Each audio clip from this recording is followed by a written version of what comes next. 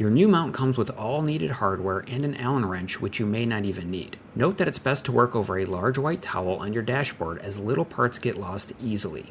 Start by removing the magnetic mount from your radar detector, then remove any existing hardware from it. We only need the magnet part. Remove the largest screw with its star washer and nut. The magnet from your radar detector will fit into the back end of your new mount, with the little tab on the magnet facing towards the rear of the car.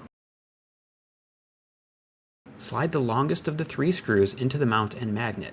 If the fit is tight, use the included Allen wrench to thread the screw in. Once in, add a star washer and thumb screw nut to the end and hand tighten.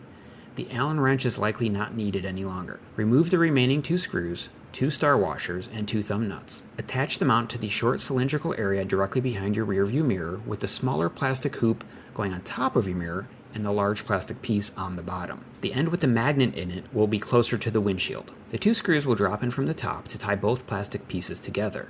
Then add a star washer and nut to each side. Hand tighten only. This part is simple, but the work area can be tricky, so having that white towel under here is a good idea in case you drop any parts.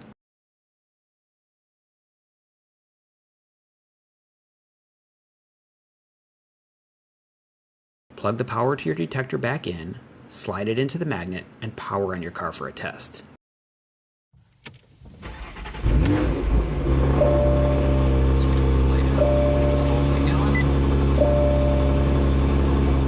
The final step is to use the included zip tie to secure the power wire however you choose.